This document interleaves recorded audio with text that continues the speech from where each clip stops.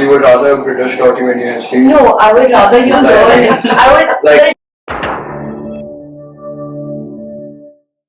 So I'm with you. I'm currently a third-year student at the University of Chicago, just visiting Mumbai for the summer. I'm Shankar Agarwal. I'm a retired business person. I'm Nishka. I just graduated from Zero Bang. Hi, I'm Anisha. I have a background in early education, teaching children from 1.5 years to 5 years of age. I'm Gideon and I'm currently studying in SAS in 12th. I'm Navya and I'm studying SAS in 10th. If you agree with the following statement, please come to the middle. Students should be made to say the national anthem in school every day.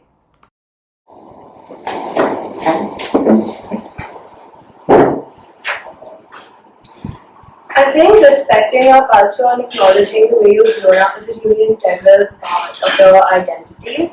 So I think being exposed to national anthem in school is definitely a good idea. I think it is the way we have grown up as well. So not having it seems a bit odd. Like my daughter is 12 years old. She studies in an international school where assemblies and singing the national anthem are not a norm. So I do feel that we have to make an extra effort to imbibe that in her, and I definitely feel singing the national anthem every day in school should be a must. I think all the martyrs that have given their lives up for the country, and there are a lot of soldiers that die every day. So the least we can do, instead of chanting their names every day, we can stand up for 52 seconds every morning, and that's like just in respect for the country and the soldiers. I think if you're living in India, you should pay respect to the land you're living in and you should respect the culture. Can the disagreeers please come to the middle? So I mean, I do think that the national anthem should be respected and it should be said every week in a school. I just think that every day is a little excessive. That's all.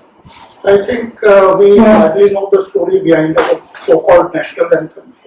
It was it is penned by Rabindranath Tagore to praise George V.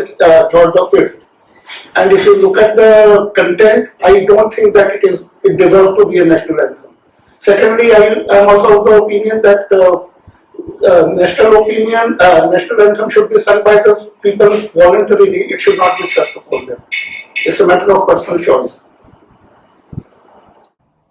Schools should build infrastructure to provide training for the armed forces.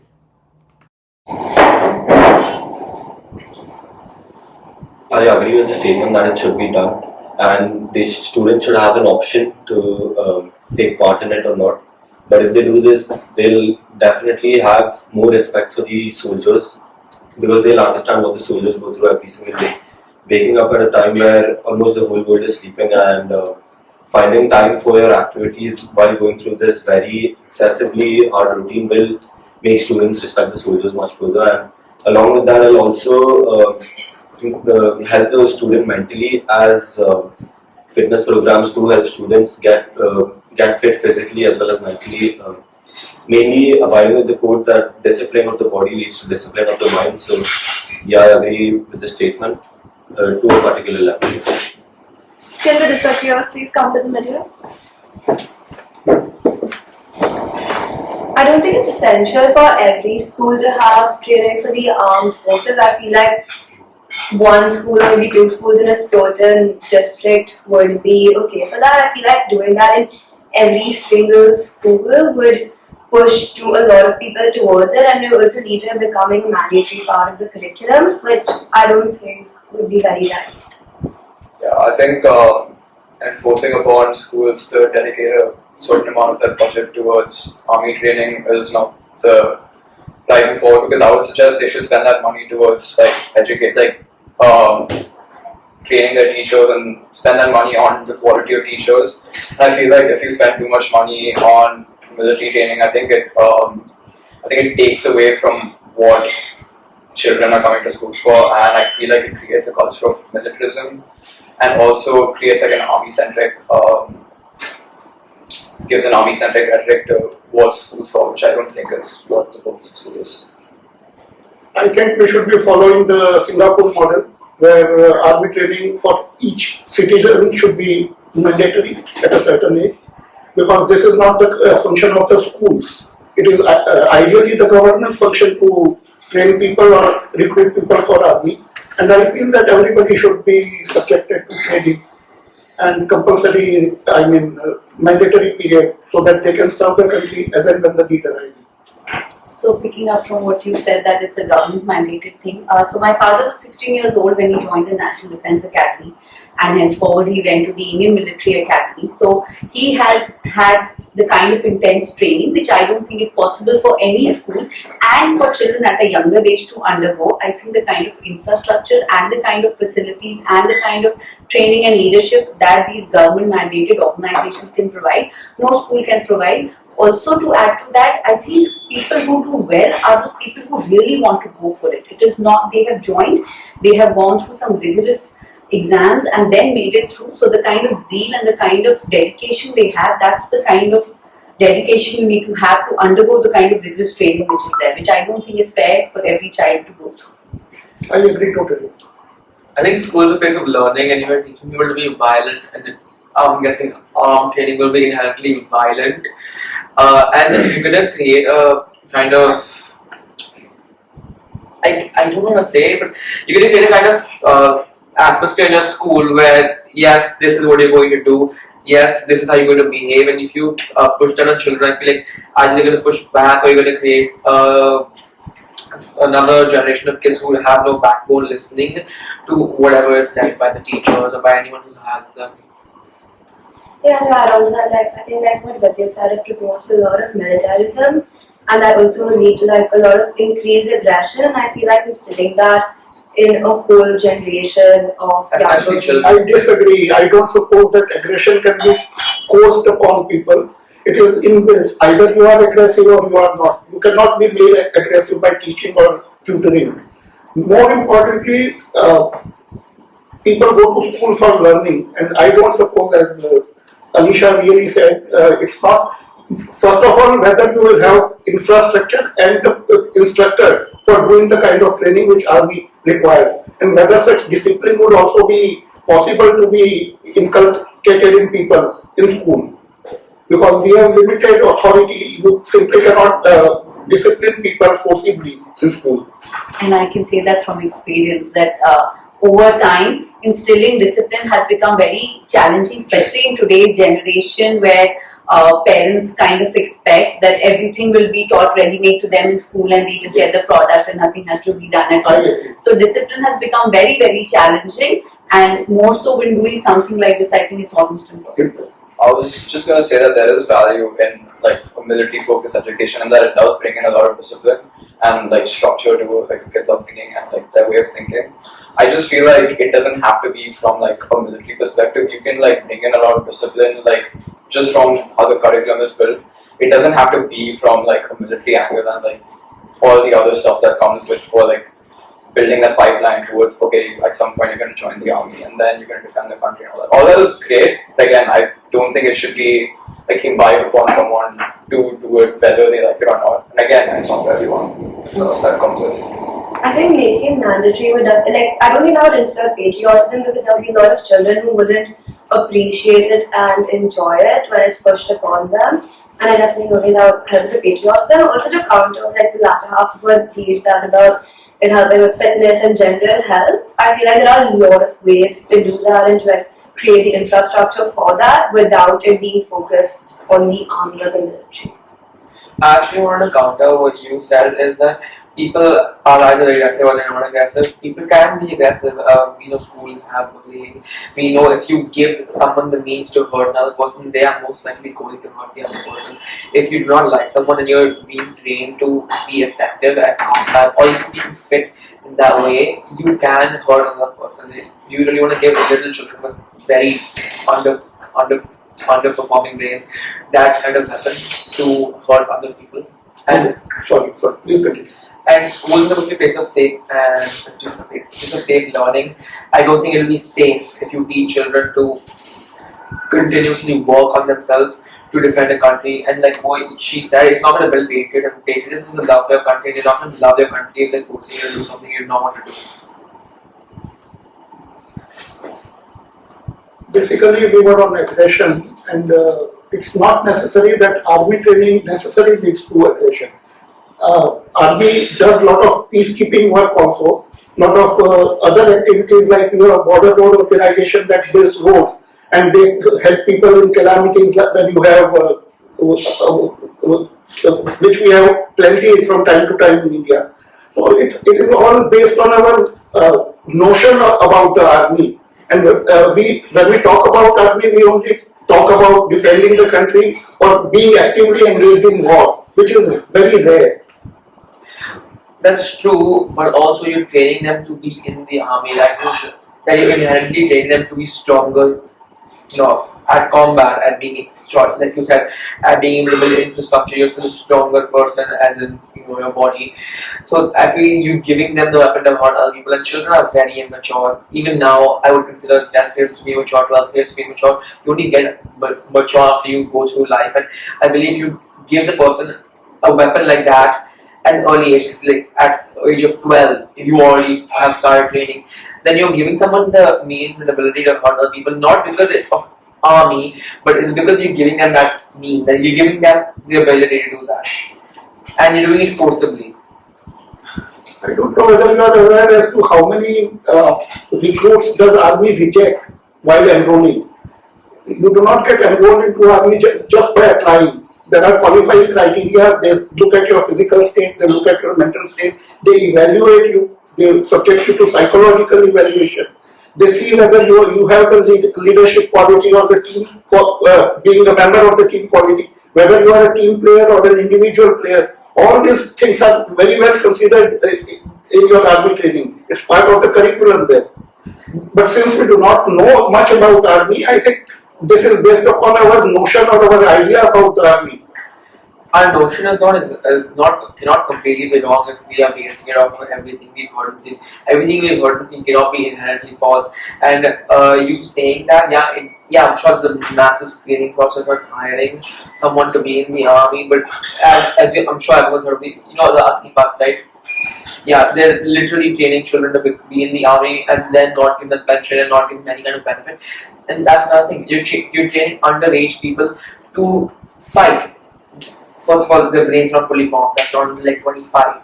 But that is not the bigger issue. The bigger issue is that you're inherently telling them that we are teaching you to be violent, and school is supposed to teach you what you're supposed to do. And if you teach someone you're supposed to be violent or you're supposed to be this kind of strong, strong person, like what I mean.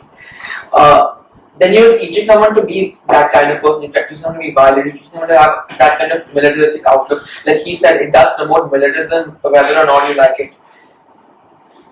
I think you said that. I mean, a lot of your argument was based on the notion that you're teaching kids to be violent. I think what Anku was saying is that's not the case. It's just your preconceived idea of it. I think he said it teaches other important values like teamwork, collaboration, other important skills that schools also try and inculcate into their curriculum. It's just that like an army focused curriculum. Like I think what I would say is that any ideal school curriculum would borrow a lot of elements from like a military first, like an army based curriculum, because there are a lot of values you can borrow from that. But I just don't think you can say that it teaches someone to be violent. That's like oversimplifying it. No, teaching someone to be violent is not do that. I completely agree with you. Yes, the school does follow the values from the army: discipline, teamwork, leadership. They're all values that schools will try to instill in you. They are trying to follow a correct curriculum. But violence is something that children inherently do. You do see people fighting over the smallest things, and people who are immature that way should not be taught to be fierce. I think children are really impressionable. So you're trying to teach them to be violent, but at the same time, when you're exposing them to an atmosphere in which it's propagated, or even if it's just taught in like certain aspects of their day, I feel like they're so impressionable, it would easily influence them. Even without the influence, children still fight all the time. We've seen people get hurt a lot. And even in an environment that's protected, you cannot stop children from having a feud or fighting. And let's take school out of perspective here. Let's take out in regular life. If you, let's say you had such a training, such a rigorous training at your young age, and you did end up fighting with someone at a young age. Now you have that penchant for fighting now, and you're, let's say, an adult, let's say you're 25, say you're 25, 26, 27, you can end up fighting someone because you did it before, and that's giving you the option to fight someone else. well provoked. I think I'll like just reiterate what I said. I was saying there are certain elements of an army education that like any ideal school curriculum should follow from. There are aspects of like conventional army education that I don't agree with, which is like some like disciplining methods that are like pretty draconian and they do sort of border on physical abuse, which it is known that if you are like in your upbringing, if you have been exposed to any sort of physical abuse, any emotional abuse, it does sort of play into your mental health and you do tend to be more susceptible to being violent in your day-to-day life. So those are aspects that I don't necessarily agree with or should be indicated. I was just saying that these values that like an army focused curriculum focuses on are things that we can adopt or should be adopted. Elements I agree with or Yeah, I enjoy same. should be adopted. Elements that should be left. I've heard a lot of what you had to say, and I've heard what others have also had to say. And I just want to say that I agree that you're coming from a certain place and you do have certain pictures or visuals in your mind. And I can just assure you that being in the army does not equate to being violent, does not equate to being aggressive. In the army, what you're taught is country first, your team second, and you are last. You are taught to be a team player, you are taught to take orders, you are taught to strategize, and for which I agree there needs to be a certain age and a certain mental conditioning which trained instructors will provide. So I agree, any kind of training in the wrong hands at the wrong age to a wrong mind can create havoc, which I understand is your concern. But I would just like to summarize it by saying that I think we have other I think you are very well summarized. Yeah. Studying Indian history makes me feel more connected to my country.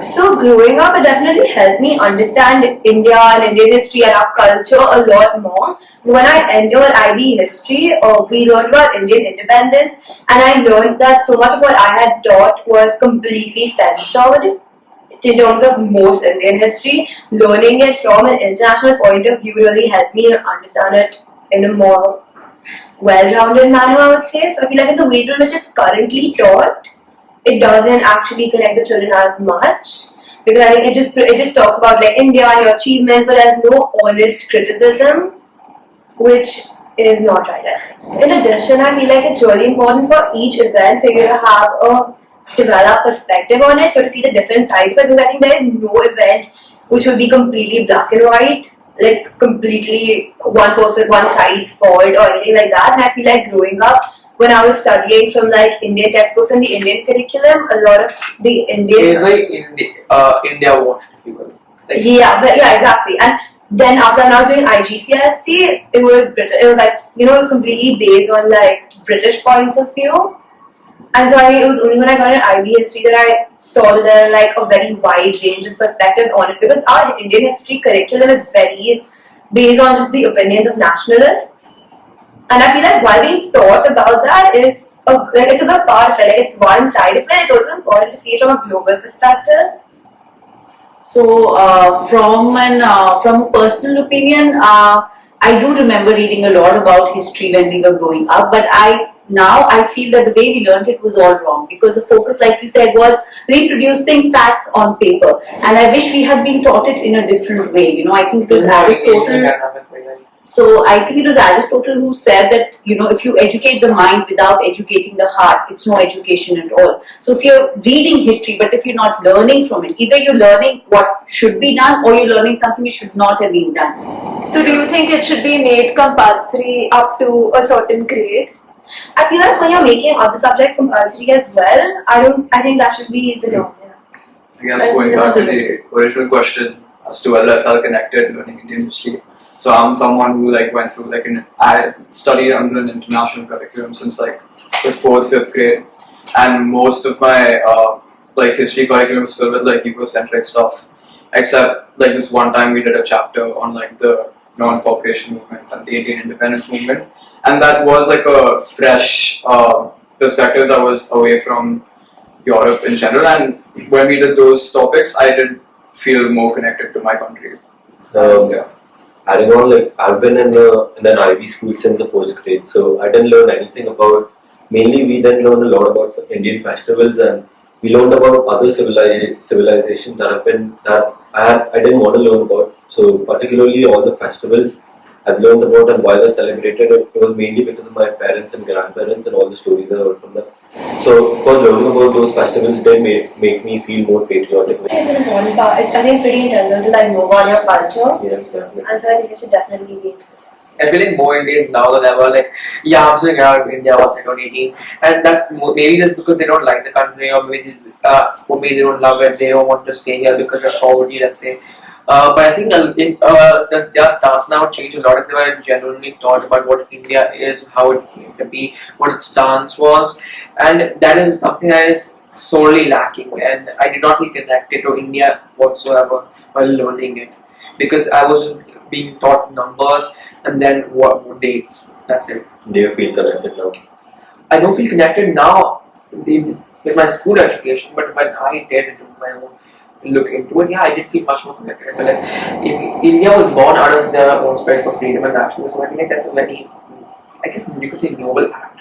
But you would not find that in a regular education of history. You would find, oh, so this happened, this happened.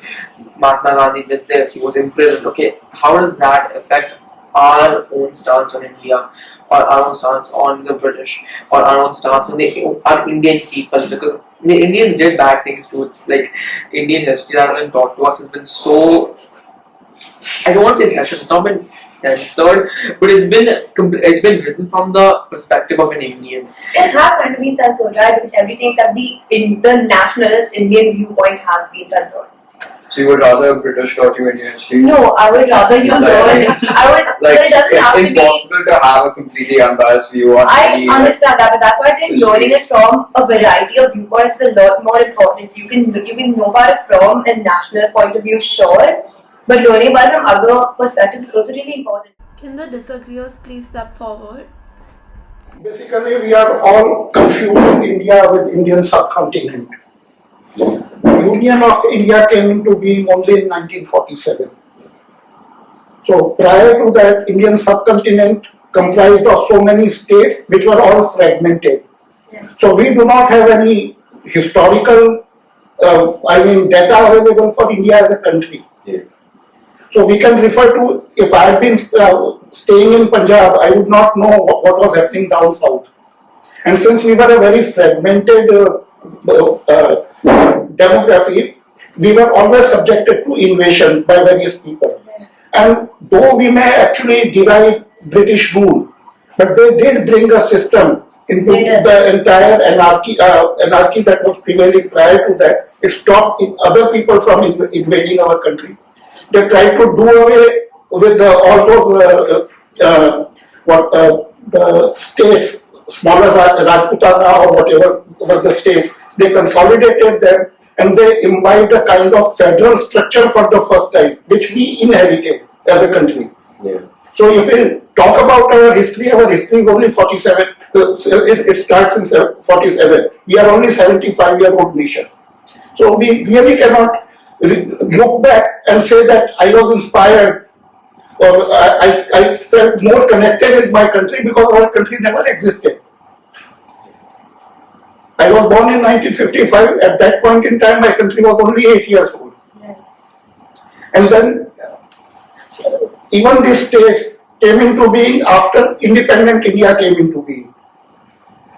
Yeah, so it depends like whether you want to see it as country, like whether you feel connected to your country and whether you feel connected to your culture, because they're not necessarily the same. They're very different. And especially when we talk about festivals, they do not form part of the history, they're part of the social And a fabric. lot of mythology is And religion, which is based on religion, and it is based on true secularism, because not only do we celebrate Indian Hindu festivals, we also give equal importance to Muslim and Christian festivals as well. So ours is truly a democratic, secular country which has no parallel in history anywhere in the world. I think I agree with you on a lot of points you said, but I feel like you have divided culture and history a little too much. Culture, you learn history to learn your culture, and India has lots of culture. I am not going to disagree with that. India is very, very vast place. And that's like what she said, it has to be taught from every single perspective, not every single, but most perspectives that are relevant to us. No, history would consist of verifiable, measurable historical data. You are confusing culture with history. A lot of our culture I agree with you. History, Yeah. that is why it is compiled by historians, Yeah. because there are no two ways about it. If It something is happens a on a statement certain of day, that happened in the past. It does not go, it is not based on for mythology. example, if the question is that should Indian history be taught in school, let's assume that we don't learn about Indian history. That means we are only learning about other cultures. So what are we seeing in relation to that, right? We are not able to appreciate something of our own unless it comes from outside. Suddenly yoga is popular. Why? Because the West is appreciating it. It's been in our culture for so long. Had we been taught it, had we been taught to appreciate it, Yeah. maybe we wouldn't have to go through such a long-winded method of learning to appreciate something that is in our own culture, right? And growing. If we see art is the best way of perception. Art is all about perception. So if somebody's making a movie like the Tashkent Files or the Kashmir Files, those are throwing out things which are based on history, but giving us perceptions and stories and things that maybe we didn't learn about in textbooks, right? So I think it's a testament to our democracy as well, that we are becoming mature and we are able to accept different versions of what history was, and hopefully we will become better as humans for it. Essentially, it was related to learning history the way we were taught. Did we feel connected to our country? Yeah. That was the moot question, which Which we did. yeah. Yeah, I think the first question we need to answer is, okay, like what is Indian history to us? Are we simply talking about this date, this kingdom was active here? Yeah. Or are we talking about the cultures and practices of the different cultures that we see in different states? So that's another question. So that will be you can't covered teach under the everything. umbrella of social studies. Yeah, So you can't teach everything. You can't teach every small little tribe that is in one of the like Seven Sisters in Northeast. You can't like learn about every single village down south. So I mean, that's a question you need to ask. Whether what counts as Indian history? What makes you feel more connected learning about Indian culture or learning about Indian history? Because learning about Indian culture. we agree that it's Indian culture. And what I'm saying is, you learn about Indian culture at home. You don't necessarily like learn I every agree. single I thing. agree. Yeah. Not only at home, you The environment. travel through the country. Yeah. You study various cultures. You note the minor differences and the major differences. Listen, And the language culture as well. will vary from community to community, caste to caste, tribe to tribe. But yeah, just come back to like Indian history can't lead to like education about your culture. No, but it should be. It's impossible. Not to every- teach. I don't think it's possible because that's also my I point. think how about if I put it like this? You can teach people history, but you can't teach them about culture, Right. right? Because Culture is very exposed to very it. Culture and that's your culture, and every single person in your class would have a very different Culture. understanding of what their culture is, and you can't teach everyone everything. It's impossible in a country. like Definitely India. that. An attempt to promote patriotism through education may foster nationalism.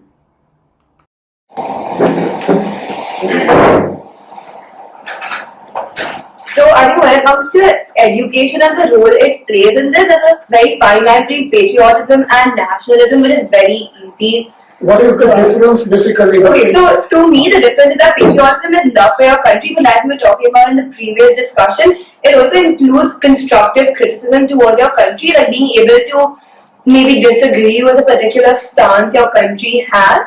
Whereas I think nationalism is blindly advocating for your country, or more than not advocating, that's the wrong word, but just blindly supporting everything your country does. And I think in the past, nationalism is what has led to like militarism, a lot of aggression, and what eventually leads to wars. Because if you look at what wars stem from, it's a lot of nationalism generally. Like along with that meaning of nationalism, it can also mean thinking that your country is on a pedestal which is like much higher than all the other countries. And you can love your country, but it's not right. Like you can be respectful of every other country as Yeah, well. you should be respectful as well, but like also having that meaning that your country is better than other countries, or Right. again that will also lead to, that will ultimately, me being an Indian, will also lead to having a strong nationalistic viewpoint. It will also lead to me thinking religiously and considering my religion to be better than others, which will lead to many more issues. No, religion is different, but I think Yeah, I'm saying that like putting your country on a pedestal and thinking like it goes into like expansionism and like you wanting to expand your If country. you think your I think- country is superior to all the others, it Yeah, would I need think that's a expansionism. good way of like differentiating. And I think also when you rely on the education system specifically, you have to think about who the education system is defined by, and when it's defined by the government, there's a really high chance that it's going to lead towards government propaganda. Yeah. I like, totally agree with what you mentioned about nationalism and patriotism having a thin line, and how education, even teachers might get confused while teaching because of the thin line, and maybe that can be dangerous towards. Especially to younger children. Yeah, exactly. So maybe it will be dangerous. So if patriotism means only loving your country, can love be taught in schools? Why do you go to school? You It go can to be. It can't be, so love can't be taught, we don't be taught about like culture, I think I was thinking about the three things that you can teach in school. You can teach knowledge, you can teach skills, and you can teach values. Especially at younger ages, it's important to teach values, morals, and ideas of right and wrong and stuff. What is maybe a good way of like teaching love to your country is you teach the values that you think the country puts first, or you think the country endorses. Like, like he said, like the constitution is essentially defines India as a secular country. So being pluralism, being tolerant, and being accepting of living with other cultures, I think those are values that you can teach. And with that, you can teach love for your country by appreciating the values upon which it's built upon. Well, like love can be taught, but as a students, we'll have to imbibe that love and like learn how we express it for the country. Then that's not love. If you have to learn to accept Yeah. something, that's It not won't be Love comes naturally. Either you love or you don't love. Learning about your country, But like- you can have the knowledge, But like like loving information your to love. country,